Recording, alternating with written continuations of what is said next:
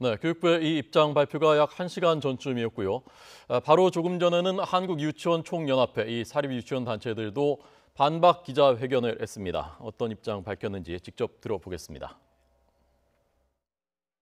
한국유치원총연합회 이사장과 교육부 박춘난 차관은 이훈혜 국회의원님, 안민석 국회의원님의 참여하에 교육부와 사립유치원 간의 휴업을 철회키로 합의하고 서로 믿고 소통하며 유아교육을 발전시켜 나가는 것으로 기자회견을 하였습니다. 당초 우리 사립유치원 협상단과 교육부 간에는 물밑에서 접촉을 통해 합의된 협의안이 있어서 당연히 협상안에는 그 내용이 들어가 있고 또 책임자의 서명과 협상안에 대해 공식적인 발표가 있을 것으로 생각을 하였습니다. 그런데 교육부에서는 당초 합의된 내용은 거의 들어있지 않고 모호한 수식어로 이루어진 하나만한 협상 내용을 발표하게 되었습니다. 또 발표 후에 언론 보도를 통해서 특별히 진전된 것은 없다. 특별히 더 이상 나아진 것은 없고 협상된 것은 없다라는 언론 보도를 저희는 통해 모든 사립유치원 원장님들은 붕괴를 하고 있습니다. 더욱이 협상안에 대해 책임있는 양측 대표가 서명하는 것도 생략하고 사립유치원을 우롱할 뿐 아니라 마치 사립유치원이 스스로 휴업을 철회한 것처럼 가정하였습니다. 그동안 정부는 휴업 강행의 경우 이를 불법 휴업으로 규정하며 인원 감축, 폐원 등 온갖 행정처분으로 유치원에 압박을 가하고 분열을 획책하였습니다. 또한 장학사님들이 사립유치원에 들려 휴업을 하지 못하게 하고 언론을 통해 휴업에 참여하는 모든 유치원이 적다는 허위 보도를 통해 휴업하려고 하는 사립유치원을 온갖 다양한 방법을 통해 위협하였습니다. 사립유치원의 경우 연 법정 수업 일수는 총 180일입니다. 그럼에도 현재 사립유치원에서는 모든 학부모님들에게 보다 나은 교육 환경을 제공하고자 연 230일 정도, 약 50일 정도의 더 학부모님들의 아이들 수업을 하고 있는 것이 현실입니다. 원장 재량하에 며칠 휴업하는 것은 과연 그게 크게 문제될 것인가 생각이 들고 또한 교육부에서 이루어지고 있는 부당한 행정은 직권남용이자 협박이므로 법적인 내용도 고려하도록 하겠습니다.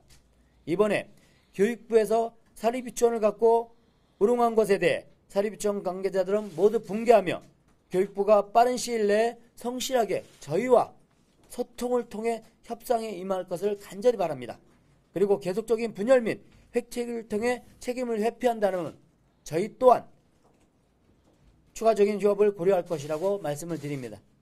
또한 사립유치원에서는 교육부에 원화 1인당 공립유치원에 월 98만원, 사립에 월 29만원 불평등하게 지원되고 있는 것에 사립유치원에 다니는 모든 부모님에게는 추가로 20만원을 지원할 것을 요구하면서 또한 이것도 저희가 갑자기 생겨난 것이 아니라 그전 정부서부터 누차 약속을 했던 사항임을 분명히 말씀을 드립니다.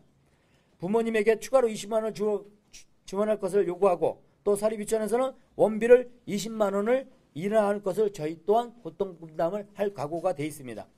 우리나라 모든 원아들이 무상교육을 받을 수 있다는 것을 수없이 주장해왔고 그럼에도 불구하고 정부는 사립유치원이 자기 입속 챙기기를 위해 재정 지원을 추가로 요구하며 휴업으로 아이들을 볼모로 잡고 있다고 왜곡하고 있는 것에 대해 강력하게 저희는 항의하고 또한 얼마 전에 언론 보도를 통해서 세종시에는 생태해썹 유치원이라고 약 1,000억 원이 들어가는 아이들 유치원을 세웠다고도 합니다.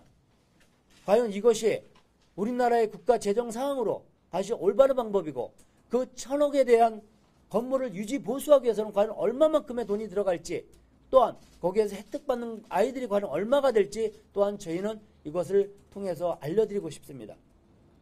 우리는 정부가 유아교육법 제24조 위에 학부모에게 직접 바우처 제도에 의해 예산을 지원하기를 촉구하고 학부모가 바우처를 갖고 공립과 사립유치원 중 가장 자기 아이를 잘 가르칠 수 있는 유치원을 선택할 권리를 허용하라고 저희는 주장하고 싶습니다. 그러면 모든 유치원은 학부모의 선택을 받기 위해서 최대한 노력을 할 것이고 그 선택을 받으면 결과적으로는 모든 학부모는 양질의 교육 서비스를 받을 수 있다고 저희는 생각을 합니다.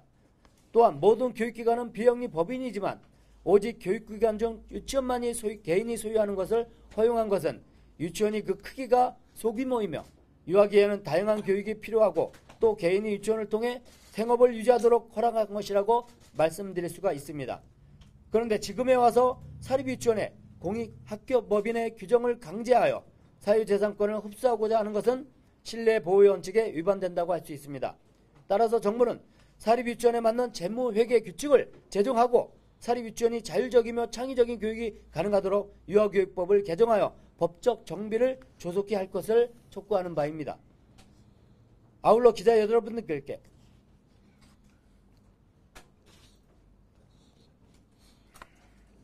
아울러 기자 여러분들께 9월 15일 교육부와 사립유치원이 물밑 접촉을 통해 합의한 내용을 공개하고자 합니다.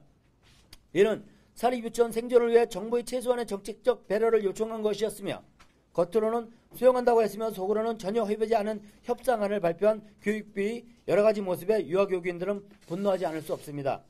과거 정부가 돌보지 않은 유아교육에 있어 120년 동안 중추적인 역할을 수행해온 사립유치원에 대한 합당한 대우와 우리나라의 미래 세대를 정상적으로 양육할 수 있는 교육 환경 조성에 교육부가 나설 것을 간청드리며 교육부는 진실된 협상에 임하여 하루속히 모든 문제를 해결을 바라며 한국유치원 총연합회 또한 언제라도 소통을 통하여 함께 발전하기를 간절히 바랍니다.